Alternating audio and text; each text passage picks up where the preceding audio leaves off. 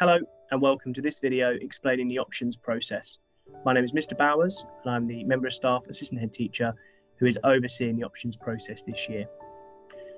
By now, parents have been invited into the options evening to speak to members of staff in person, and most pupils by now will have had conversations with our career advisor, Mr. Calland. All of this is leading up to students making their choice past Year 8. As from Year 9, they will start studying their option subjects and start tailoring their curriculum to them. All students in Year 9 will cover a core curriculum which covers English, Maths, Science, RE, Citizenship and also core PE, but you will have some choice over which options you choose. And this is what this process is all around, making sure that you choose the options that are right for you and allow you to be successful and get the career you want. My advice to you is to choose subjects you enjoy. You can have one eye to the future and think which subjects are going to help you get to the career you want, but ultimately choose the subjects you're going to enjoy. You're more likely to be successful at these. In this video, you're going to hear clips from current teachers and curriculum leaders about their subjects. This will be a good opportunity to hear what you're going to be learning in the coming years, and also make a really informed choice about which option subjects you are going to want to choose. This is to be coupled with the options booklet, which is available online in the Year 8 options information page. So you can use those two documents together to make an informed choice. The options process will be an online process, and further guidance will be coming out later this week in terms of how to do that. Parents, pupils and carers will have until the 19th of April to make those choices online. Past that point, reminders will be given out to make sure that that is done. Then once that is in place, the options process can begin from our end in terms of choosing the subjects. Each student will get a first choice and a reserve choice for each of the buckets. And our aim is to make sure we can accommodate as many of those first choices and reserve choices as possible. So please do take the time to watch this video, find out about the different option subjects that we have available to us, to you, and I hope you enjoy. Thank you.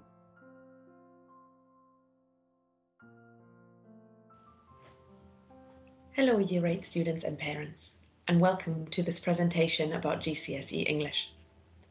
You will already be familiar with studying English during Year 7 and 8, and it will remain a core subject in Years 9 to 11. During your time at St John Fisher, you will already have explored a range of texts, including novels such as Things Fall Apart, Shakespearean plays such as Romeo and Juliet, and honed your writing skills by creating some amazing myths and legends. In Year 9, we will start to prepare you for the 2 GCSEs you will sit in English, language and literature. English literature involves the study of a range of renowned fiction texts. We will cover Shakespearean plays, exploring King Lear in Year 9, and then later Macbeth as our GCSE play. A Christmas Carol, one of Charles Dickens' most famous texts, is our 19th century novel. We will follow this up with the study of a modern play, An Inspector Calls, and a selection of poetry that revolves around the theme of power and conflict. Studying literature will give you the opportunity to discuss and explore timeless themes which are important in our society, such as power, responsibility, identity, and relationships. GCSE language, on the other hand, is focused on the study of communication and will benefit you in your further career, be it English related or not. You will hone your reading and writing skills with regards to both fiction and non-fiction texts. In Year 9, we offer you exciting units such as launching a product, where you will familiarize yourself with non-fiction writing while promoting a product to an audience. We will also develop our narrative skills through writing Gothic horror stories. When you arrive at Upperside, you will also continue with Accelerated Reader, the program you started with us in Year 7 to help you develop your reading skills. At the moment, we offer AR up to Year 10. Partaking in the program will make sure you have the right reading age to be able to access texts in all your subjects, not just English. We believe that English is the gateway subject for success. Doing well in English will improve your progress in other subjects, such as humanities and even math. A grade 4 in English is a fundamental requirement for most colleges and apprenticeships, and most sixth forms will ask for a good grade in English, whatever the subjects you'd like to study further.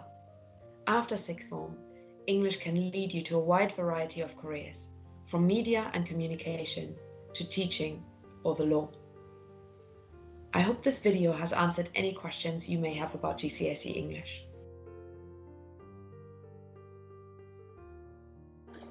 Hiya, my name is Mrs. Ali and I'm Head of Maths at St. John Fisher. Today I'm going to talk to you about the importance of mathematics. Mathematics is a core subject. It means it's compulsory for every single student to take in Key Stage 4. There are two entry levels for mathematics. One is higher and the other one is foundation.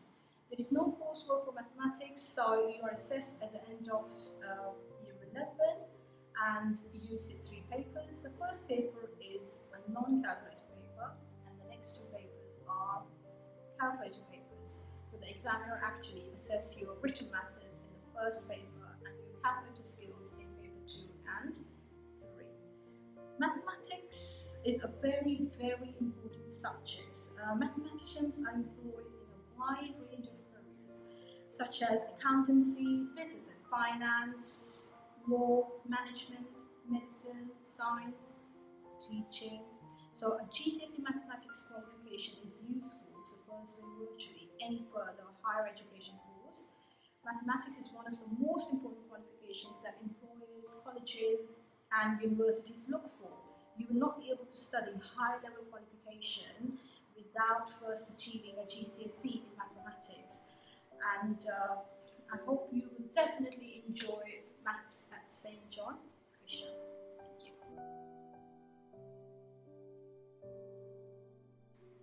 At St. John Fisher Catholic School, religious education is a core subject for all students and in many ways is the heart of the whole school curriculum. Not only do we educate students about religious beliefs and practices, we also help students to think critically about their own beliefs and values, which will be beneficial to them in their adult life in a pluralistic and global community. In Year 9, students will follow a 3-year GCSE plan. We provide the EdExcel course in Roman Catholic Christianity with a study of Judaism as a second religion. Students will also study a selection of philosophy and ethics, in addition to the relationships and family life in the 21st century. Students of all backgrounds will develop their knowledge of key religious texts, teachings, and a variety of sources of wisdom and authority. Students will learn how to use key analytical and evaluative skills to develop an understanding of how and why religious beliefs are put into practice today. These essential critical thinking skills are a necessity at university. RE enables students to consider careers in law, business, social work, medicine, government, and teaching, to name a few. In a world where there is a great deal of conflict and discrimination, a GCSE and RE assists students to have a firm foundation of tolerance and respect for others, so that in the future they can contribute positively to the society in which we live.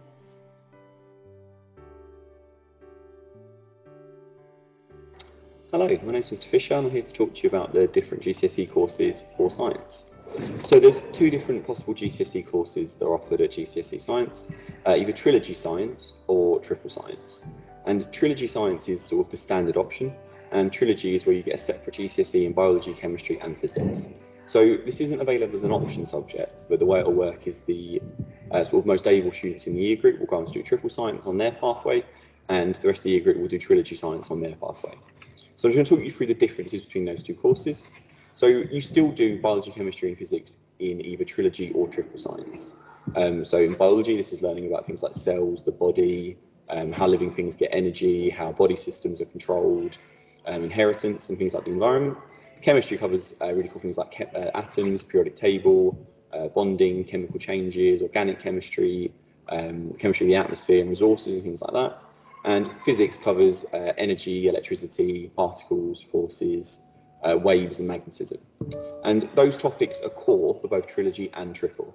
The difference is if you do Triple Science, you sort of go into a bit more depth in some of those topics, and sometimes you do sort of new topics that kind of either just brand new in some cases or sort of build off some of those Trilogy ones. So for example, if you do Triple Biology, you would also go on to learn about food security when you learn about the environment. So not just how plants grow, but also why they're so important for human society. Or when you're learning about cells, if you do triple biology, you might also learn how to grow bacteria in a petri dish.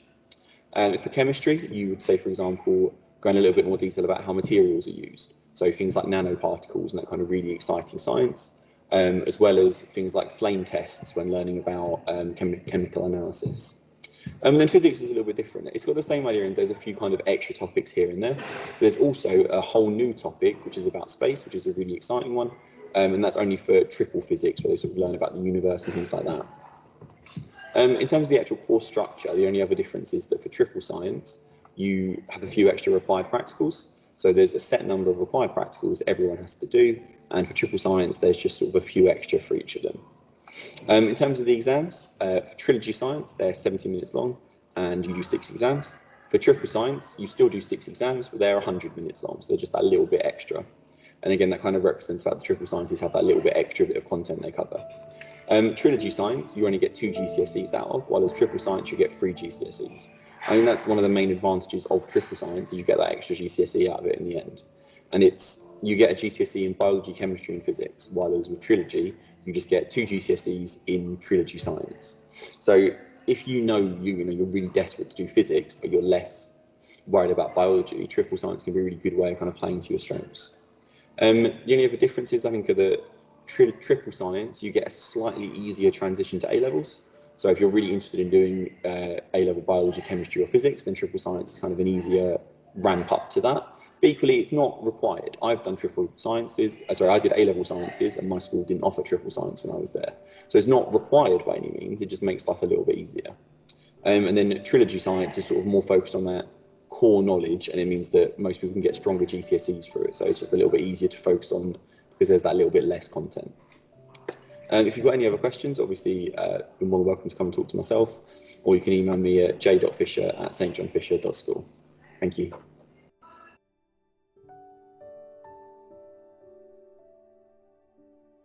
Citizenship is a core subject at GCSE. Over the 3 years, we will cover 5 separate themes. Theme A is called Living Together in the UK. This looks at communities and rights and responsibilities within those communities. It includes who makes up the UK, how we all live together, and what our rights are and how they are protected. Theme B is called Democracy in the UK. This looks at our election system. It looks at what political parties exist, what they believe in, how we vote, and why it's important to vote. Theme C is called How the Law Works. This looks at the difference between civil and criminal law and the different roles within the criminal justice system. It also looks at the impact of crime in society. Theme D is called Power and Influence. This looks at how we can make a difference both within Britain and across the world through organisations such as the United Nations and NATO. The final theme, Theme E, is an active citizenship project. This is where we investigate whether or not students and their contemporaries believe it's a good idea to lower the voting age to 16. GCSE is assessed by 2 exams at the end of the 2-year. Each exam lasts 1 hour and 45 minutes. If you have any questions, please ask myself, Mrs. Bowler, or any one of the citizenship teachers within the school. They are Mr. Thompson, Mr. Nicholas, Mr. Simpson, and Mr. Jones. Thank you.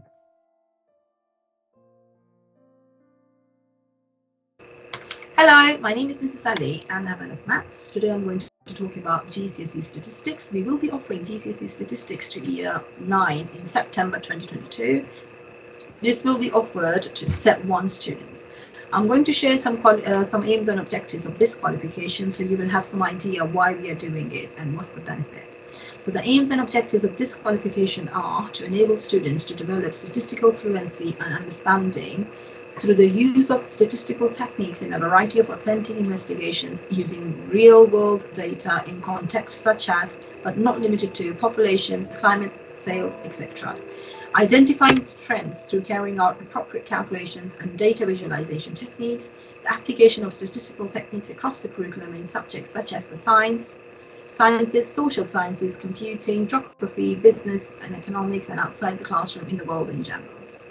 Critically evaluate data, calculations and evaluations that would be commonly encountered in your studies and in everyday life.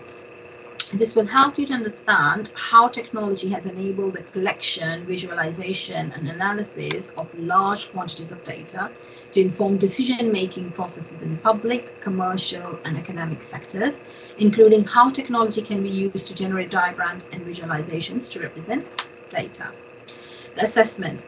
So we are going to be with Edexcel exam board.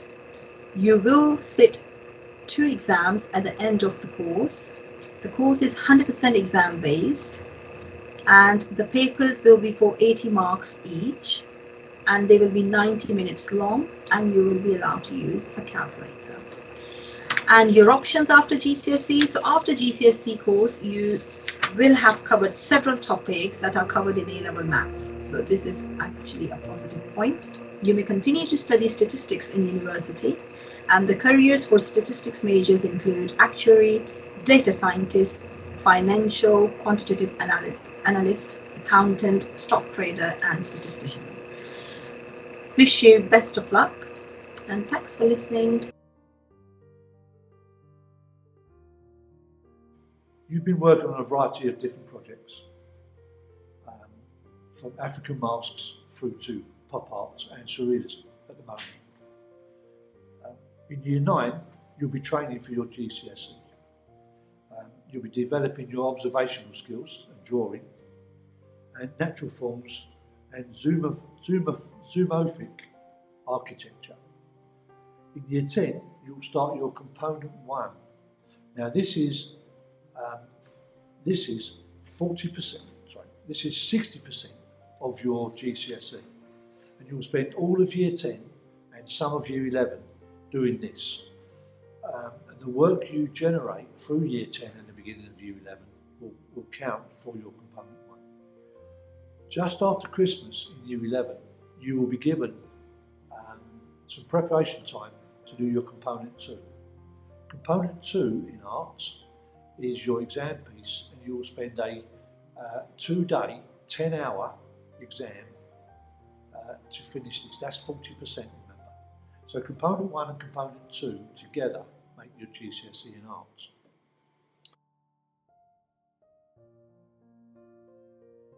If you're considering computer science, a couple of points that I need you to consider. 1, are you good at maths? To do computer science, you need to be predicted to grade 5 at maths in your maths course. Are you good at problem solving? That's another key skill within computing. Some of the areas that we look at in Unit 1, we look at the architecture of the computer. We look at the hardware in the computer. We look at how the computer works. So how the motherboard works, how the CPU works. What is the job of each of the different parts of the computer? We look at the networks. We look at how the network within your homes run, and how too many devices on a network may be causing problems and how that can be solved. We look at larger networks around the country and the network and the world, sorry. In addition to that, we also look at the ethics within computing. So what is legal? When is it legal to download certain items like music and films, and when is it not?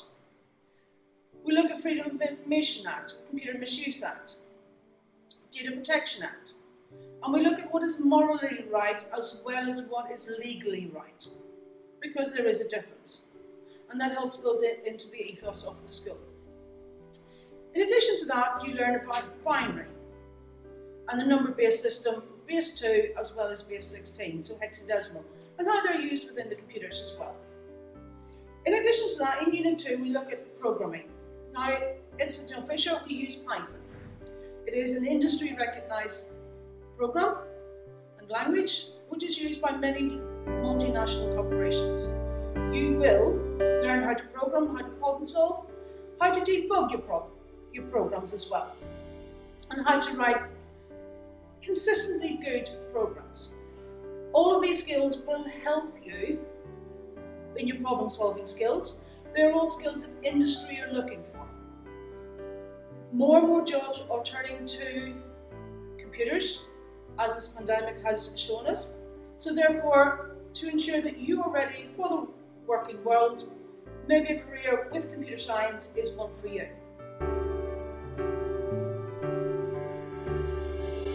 In product design technology, up until now, you've been designing and making small products and using the design cycle, which is to research, design, manufacture and evaluate.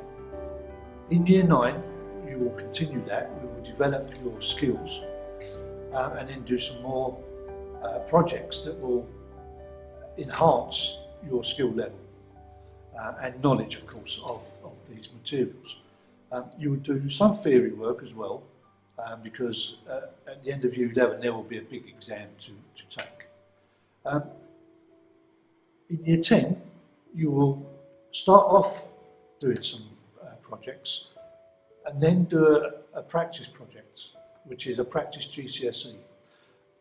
The work you do in the practice GCSE will help you when you get to year 11, because in year 10, in June of year 10, you will start your major project for your GCSE.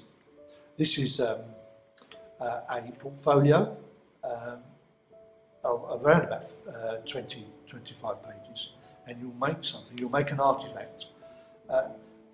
This then coincides with an end of year 11 exam, which is 2 hours, and the exam will be all about the technology that you've learned over the last few years.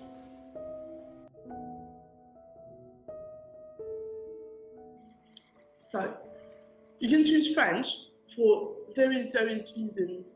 It is such a useful skill to travel, to work abroad, to get into college and universities, as it is a very seeked subject. It is definitely sought by the employers, and it could be your second, third, fourth, fifth language even.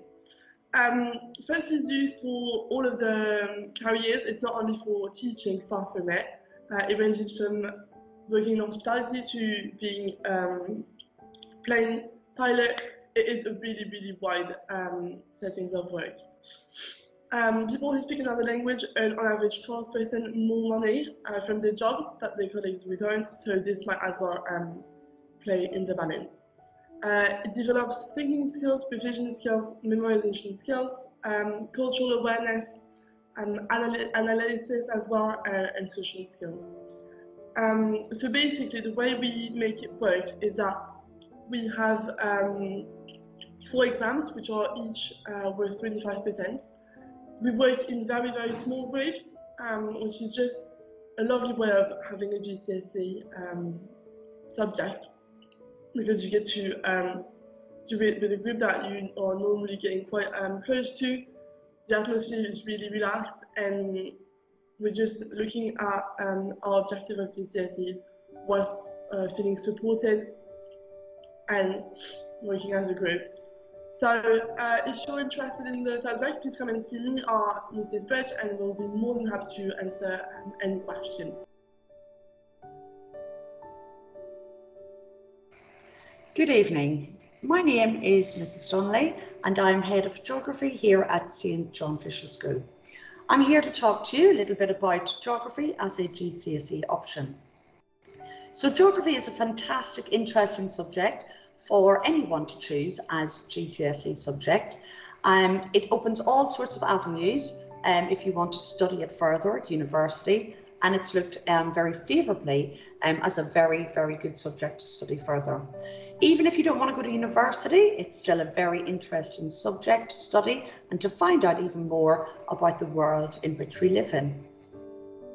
So geography at St. John Fisher School, we study the Edexcel A specification, and within this spec they cover 3 papers. The first paper is the physical paper, and it's worth 37.5%. The second paper is the human paper, which is also worth 37.5%. And the third paper is geography, geographical investigations and fieldwork, and that is worth 25%. So I'm just going to tell you a little bit about each of those papers and what those kinds of things cover. So paper 1 is the physical paper. And the physical paper covers topics like UK changing landscapes, coasts, rivers, weather and climate, and ecosystems. So this looks at the natural world.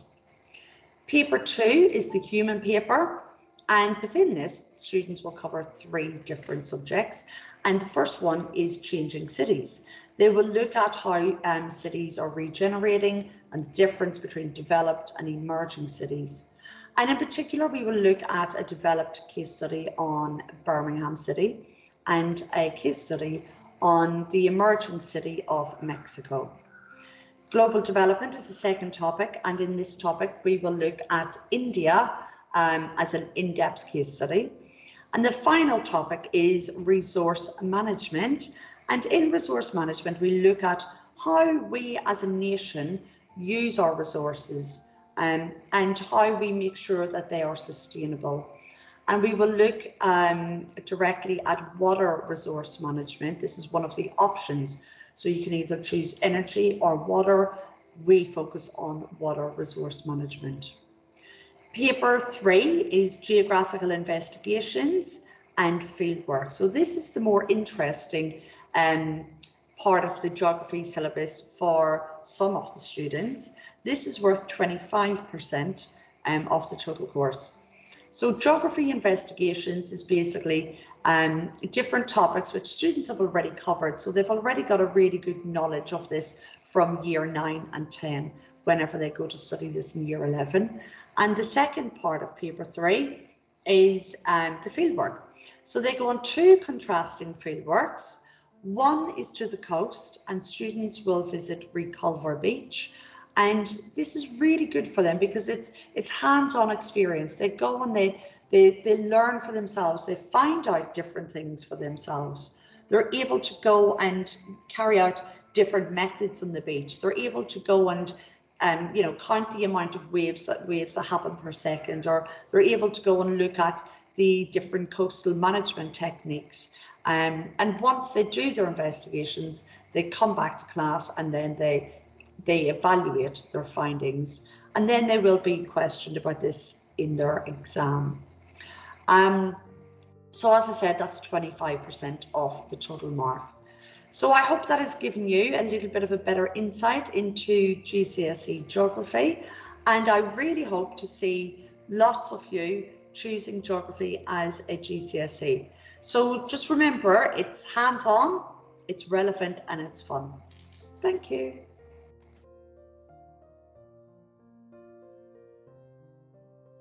History is a very popular subject at GCSE, and we do very well with our results. We do Edexam history, and there are 3 exam papers that we study, and we picked our units to try to cover a wide range of different topics that we hope students will enjoy. So if you enjoy history at Key Stage 3 at lower school, if you like reading, if you're happy to write, if you like researching, then history is for you. We look at 3 modules. The first one is Medicine Over Time, where we study medicine from the year 1250 right up to the present day. So we have an opportunity to look at a wide range of different areas and how they have developed. So we look at things like how has our understanding of disease developed, from thinking that every illness must be caused by God, to the idea that we're made up of 4 main liquids, and if they're out of balance, then that's what makes us ill, to a better understanding of things like bacteria and viruses and the role of DNA and healthy eating. We look at how treatments have developed over time. So instead of putting a leech on you to suck the blood out of you to make you better, we've looked at how we can do operations, how we can develop medication, how penicillin was discovered, how vaccinations were discovered. So it links nicely with our experiences today when we've got a vaccine for COVID. How did they find out how to do that? So we look at the first vaccines and how they were developed. We look at the development of hospitals and nursing and the training of doctors and how all of that has changed over time. One of the key areas that we look at as well is we look at the role of medicine in the First World War. So particularly in the trenches, we look at how people suffered from war wounds, so from bullets, from burns, from shrapnel, but also from the conditions of the trenches, so people suffering from things like dysentery and trench fever and trench foot. Medicine developed a lot during the First World War to try to cope with the illnesses that the soldiers were suffering from. So for example, the idea of counselling and psychiatry develops in the First World War. Also plastic surgery to deal with the terrible burns and bullet wounds that people had on their faces. How to transfuse blood quickly and effectively so that the patient survives are also things that we take great benefit from today, but which was started in the First World War. Our second paper has got two different topics on it. One is Henry VIII and his ministers. And so we build on the work of GCSE and we look to see how Henry ruled the country, and in particular the work of Thomas Wolsey and Thomas Cromwell, who helped him. How these men rose from nothing to become the most important men after the king. How they helped the king to achieve his aims of going to war, of breaking with Rome and having more power over the church. And how Henry ultimately turns on both of them, despite their good service. We also study on paper 2 the history of British America, the time when Britain ruled the 13 colonies of America that later became the United States. We look at the relationship between England and America, what life was like in America at the time. We look at the role of slavery, we look at the development of religion, we look at the development of education, we look at wars that happened on the continent and why eventually America broke away to become an independent country. And then our third paper, which we study in Year 11, is the history of Germany from 1918, the end of the First World War, to 1939, the beginning of the Second World War. So that again we pick up on some of the knowledge that we've got in Year 8 to develop it and to understand the impact of this very crucial period of time. We look at sources, we look at historians' interpretations, how did Hitler come to power, what was it like living under Hitler, what impact did he have on the world around us then and now. So students find it a very interesting course. We've got specialist dedicated teachers to teach it. If you're interested in history, then we'd love to have you. Good evening, my name is Mrs. Bennett and I'm here to talk to you about sociology as an option. So I think the first question what we need to ask then is, what is sociology? Sociology is the study of groups of people in society, the world in which we live in. So therefore it aims to explain why people do the things that they do. So why do people behave the way that they do? So for example, we will be looking at, or asking the questions I should say, is why do some people or young people join gangs? Is it because of peer pressure? So you're going to get to sort of put forward all of those sort of ideas really. And the good thing is with sociology is that there's no right or there's no wrong answers. We ask questions like, why are single parent families on the increase? Why do we dress the way that we do? What does that say about us? Do we copy other people in terms of where we dress? Again, what does that say about us? Why are girls tending to do better than boys at GCSEs? What's changed? Because 30 years ago, it was boys who were outperforming girls. Today, girls are outperforming boys. So why is that? Okay, so that's all of those sort of types of questions that we ask. We also ask how and who influences your behaviour. Is it your friends? Is it your family? Again, everything is up for discussion. And that's what sociology also is about, very much a discussional, debating subject. So, to answer some of the questions that I've just posed here, we will look at 4 topic areas. The first topic area is crime. We then look at education. We then look at family. And then we look at social inequality. And they are all the areas in terms of which we pose those questions within. We also look at sociological theory. That's the viewpoints on social inequality, how the world is unequal and unfair. And I think that's really been illustrated over the last year or so with the pandemic. We've seen the inequality within society. So again, we try to aim to ask, why is that, through sociological theory. We also look at, okay, so we're very rich in research, sociologists, they know lots and lots of information, but how do they actually carry out and find out that information? So therefore we look at research, and within school, within that lesson, we will carry out mini research projects, so you kind of get the idea, if you like, on how sociologists carry out their research. Careers in sociology, anything really to do with people, social work, youth work, teaching, media, marketing, nursing, anything and everything to do with people. Sociology will give you a good standing with regards to what you want to go on and do. I want to leave you with some student quotes regarding sociology. So I've selected 3, what the students have said to me, reasons why they selected sociology last year. And they're saying, I would recommend sociology. It is really interesting and it makes you think. Sociology questions your perception of the world. I enjoy sociology because you learn about the world around you and you can relate your life to it. And that is what happens within sociology. Once, or coming out from that first lesson, you will be questioning everything. And that's brilliant, because that's what we want you to do. You will go home, you will start asking questions. Why is it mum what does the washing up? Yeah, you ask all of those sorts of questions, and that's great, because that's really good discussion, good debate. So GCSE sociology summary then, the course is for everyone. You have 2 examinations at the end of year 11. It's very much an active course in the form of discussions and debates. It's a very contemporary subject. You study what is happening today around you.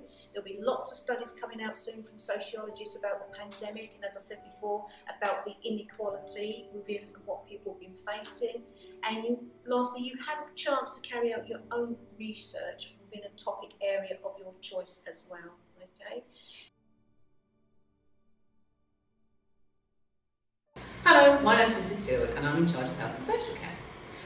The course is studied over Year 9, Year 10 and Year 11, and it's in 3 components, 1 exam and 2 pieces of coursework. In Year 9, we look at your favourite celebrity. You choose who you want to study and it's all about their life.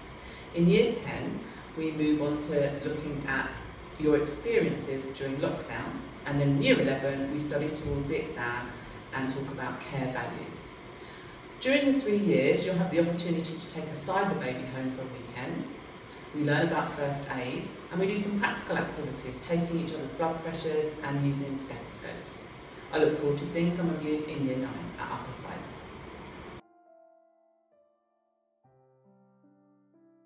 My name is Mr. Goff and I'm the head of PE at St John Fisher School, and I'm here tonight just to tell you a little bit about the course that we are running in the PE department. So this is a brand new course. It's a course that we've never run before. But we are super excited about it because it's given us the opportunity to do things that we've never done before. So the course that we are running is the Cambridge Nationals Level 2 in Sports Studies. So for this course, you will study 4 units. So the 4 units you'll study are the contemporary issues in sports, which is the exam unit, developing sports skills, sports leadership, and developing knowledge and skills in outdoor activities. I'd just like to take this opportunity to point out that the developing sports skills, sports leadership, and the outdoor activities units, they're massively practical units. So if you are thinking about taking this as one of your options, you need to be practically minded and be aware that there's going to be a lot of practical activity involved. So just to tell you a little bit more about each of the units that you will study. So the contemporary issues in sports, they're all the different areas that we are going to look at. So participation groups, so all the different types of groups that participate in sports, i.e. the retired, teenagers, ethnic minorities. We will look at the barriers to participation. So what is it that stops you taking part in different sports. So could that be the time that the activity is running and you're at work or you're at school? Could it be the funding, that it costs a little bit too much for you to be able to take part in it? We then look at the ways that we overcome those barriers. So planning your time. Lots of sports overcome those barriers by their promotion and the access to it, so building different facilities. So we then look at the factors that influence participation. So what influences you to take part? So it could be the provision. So there's not the provision in your area to take part in those sports. The media coverage. So again, sports will advertise, sports centres will advertise, different events will be advertised in order to increase the participation. We then look at the values that you gain through participating in sports. So the team spirit, fair play, socialising, all those different values. And then we look at the major sporting events that have happened in the past or in the future. So the biggest one obviously being the Olympics in 2012. Since then, all those different sports that took part in the Olympics, since then all of those facilities have been continuing to run and have been continuing to attract new people to their sports. And then we look at the national governing bodies for each sport. So obviously each sport has got its own national governing body. The FA is in charge of the football and they oversee everything that goes on within the sport. So like I said, that is the exam unit. Okay, and we'll talk a little bit more about that in the future in a minute. So the next unit you'll study is developing sports skills. So in this unit, again, it's practical and you will study two different sports, individual sports and team sports. And you'll look at the skills, the techniques, the tactics, the strategies, making decisions, your ability to manage your own performance. Can you identify your strengths? Can you identify the areas that you need to improve on? And can you work under pressure? Okay. And then we will look at performance analysis. So again, identifying strengths and weaknesses and putting together an action plan in order for you to improve your areas of weakness. And then the third unit we'll look at is the sports leadership. So this again is a practical unit, but it's a little bit different to the last unit where you were participating. This is now about you leading an activity. Sorry about that. So we will look at first what the different leadership roles are. So you could be a leader as a captain, managers, teachers, they're all leaders. And what are the key characteristics of a successful leader? So reliability is a massively important when you're a leader. Your punctuality, being there on time. And then we will look at planning a sporting event. So you will pick a sport and then you will plan your own session within that sport. And within that sport, you have to look at the safe practice. So is the session that you are planning, is it safe for everybody to participate in? We'll look at your communication skills. How well do you communicate with people? How well do you get across what it is you want them to do? And how well you motivate people to perform. And then you will actually deliver and evaluate that sports activity. So you look at what went well, and then what do you need to improve on, and you might well go back and teach that session again or coach that session again to see if you've made any improvements. And then our last unit, and I can't stress how we are excited about delivering this unit. This is going to be an absolutely amazing unit to teach, and it's something that we've never done within the PE department before. Because we've never had the opportunity. So this is the developing knowledge and skills in outdoor activities. So we'll look at what sort of outdoor activities there are available to us. So locally, we've got the water sports. We can go camping, we can go climbing, we can go trekking, we can go caving, and we can look at different types of snow sports. So these all might be activities that you've never had the opportunity to do before. And by doing this Cambridge Nationals course, you will be able to get involved in them. and we'll look at what sort of provision there is in the UK. So what sports centres are available for outdoor activities. So there's the Gillingham ski slope that we might get the opportunity to go and do.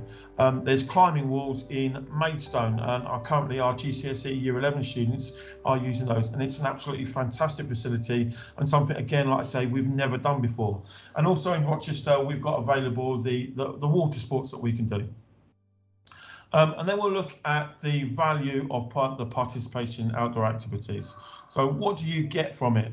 So by doing a lot of these sports that you've never done before, and you're kind of overcoming barriers to that. So for example, in the picture, you can see the young lady, she's on the climbing wall and she looks quite high there. And some of us might have issues with heights. So by doing this, we're able to try and overcome those barriers. So it's an improvement in our confidence. We're looking at improved health and our opportunity to socialise. And we'll also look at the considerations when planning outdoor activities. So what health and safety aspects do we have to look at? What about the clothing for these different types of sports? What about the equipment that we're going to use in these different types of sports? So like I said, a lot of these sports we've never done before, or you may have never done before, and they require lots of different equipment. And what emergency procedures are there?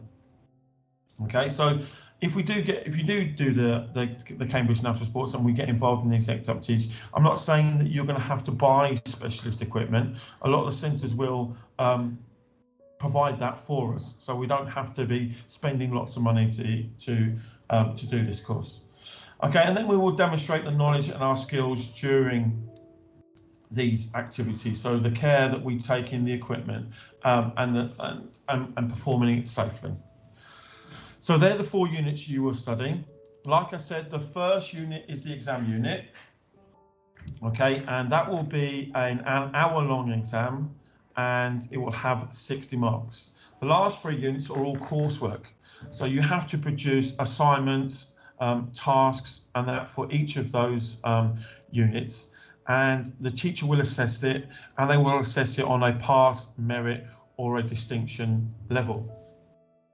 Once you finish this course in Year 11, you may decide where are you going to go from there.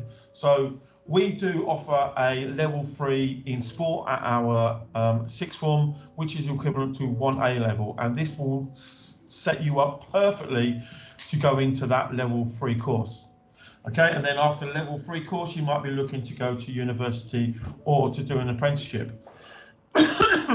Or you might be looking at sort of vocational courses, not vocational courses, but vocational pathways. So you may be looking to go into the police force. Okay, so again, as in the police force, you may well be asked to be the leader of a team or something like that. So this is going to set you up ready for that. You might want to become a personal trainer. Okay, and being able to set up a session, know about the health and safety, and to perform it safely is going to be massively important as a personal trainer. You might you want to become maybe a PE teacher, so you might need to know about all the different sports and the rules, the regulations, the tactics, the strategies for each of those sports. You may be looking to go into one of the forces, so the Army, the Navy, or the Royal Air Force. So again, this will set you up ready for that. Or you might be looking into maybe going into physiotherapy, and by doing that level 3 course where you're learning about the bones, the muscles, the heart, the respiratory system, how the body adapts to training, that's going to massively set you up. Or you might be decided to become a coach in a particular sport. So by studying the rules, the regulations, how you put together a training session is going to be massively helpful to you if you decide to become a coach in a particular sport. Or you may decide that you want to go that one step further and you want to become the manager of the best team in England at the moment, Newcastle United. Okay, so that is the course that we are going to be offering. If you are interested in that, please come along and speak to myself or any of the members of the PE department. And I can't stress to you how much we are looking forward to this new course because of all the new choices and activities that we're going to be able to take part in. Many thanks and have a good evening. Goodbye.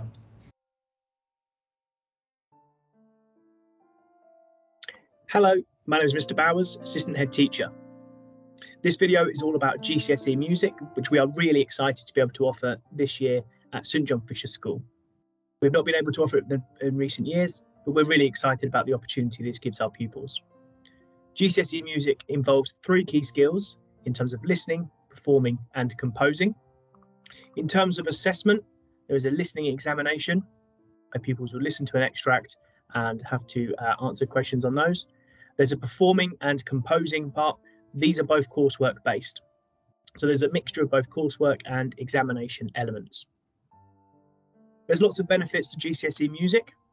It can help in terms of language and reasoning, helping students improve their work, earn a sense of achievement, and also allows them to be celebrated and have their individual talents praised. Also helps with self-discipline and self-confidence, and it can also help with problem solving. We're really excited to be able to offer GCSE music this year and see where this takes us.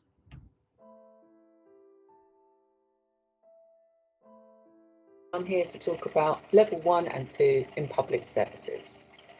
So this is a BTEC course. It is 75% coursework and 25% on exam work. There are 4 units of work.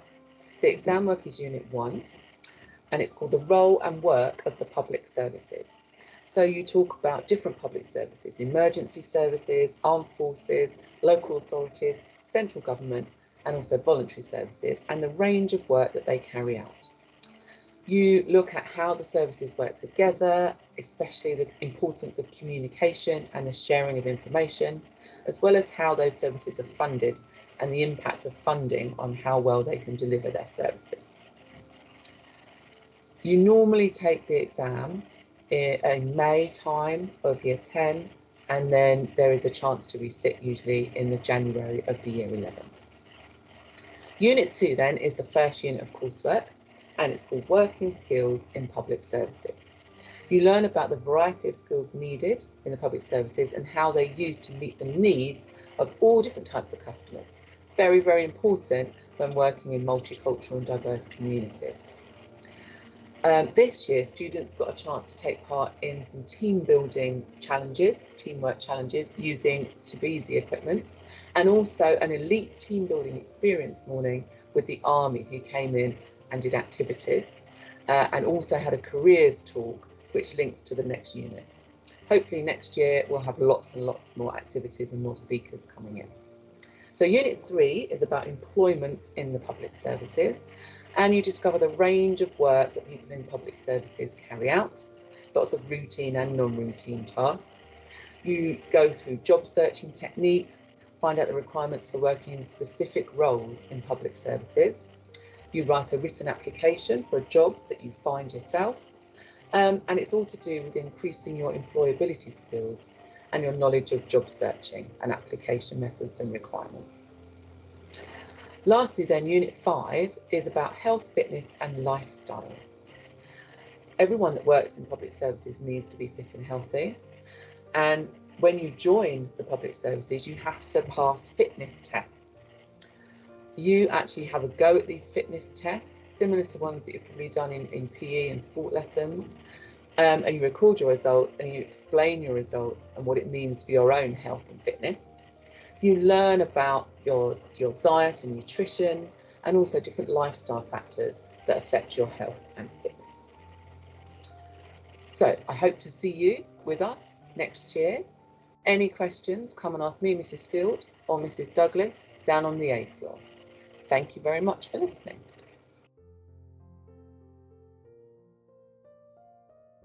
Hi everyone, I'm Mrs. Owen and I'm here to talk to you about the BTEC Level 1 in Hospitality. This course gives you the opportunity to develop a range of skills and techniques that you may encounter in the hospitality industry. What will you learn? So you will learn about the size and scale of the hospitality industry, a variety of job opportunities that are on offer, the importance of good customer service, and to develop your communication skills. You will have the opportunity to take part in practical activities, which include cooking and role play. The course is 100% coursework, so you will not sit a written exam. So you do cover 2 main units: Introduction to the Hospitality Industry. So you'll know the main outlets in the hospitality industry, for example, hotels, bed and breakfast, self-catering. And you also look at the services that they provide, so food, drink, room service, children's play areas, that sort of thing. You'll know the job opportunities within the hospitality industry, so you'll look at job roles, managers, head chef, to bar staff, to reception staff. You'll look at the career opportunities that it has and what type of contracts you can get, so part-time, full-time, temporary, seasonal, permanent, etc. And you'll look at working patterns, so shifting systems, weekend working, bank holidays, 24-hour work, that sort of thing. The second area is customer service into the hospitality industry. So you'll know the importance of good customer service, so you'll find out the definition and the benefits to the customer. So for example, having good value for money, information and advice, assistance and help. You will be able to communicate with customers. So how do you communicate? So is it verbal, face-to-face, over the phone, email, sign language? Interpersonal skills, so looking at your attitude, behaviour and how first impressions count. You'll also look into the importance of good personal hygiene, personal presentation, what you'd wear, the uniform, jewellery, if that's acceptable, clean hands, that sort of thing, and showing off this importance to the customer. Okay, so first impressions are always important. And to the employer, making sure you know health and safety. So, you are assessed by completing a range of assessments, and an important part of the course is to show your ability to plan and to be organised and to definitely meet deadlines. After completing this course, you can go on to further training. This would be a level 2 or a level 3 hospitality, and that can be done at sixth form or at college. So I look forward to welcoming you onto this course, and if you have any questions, please come and speak to me.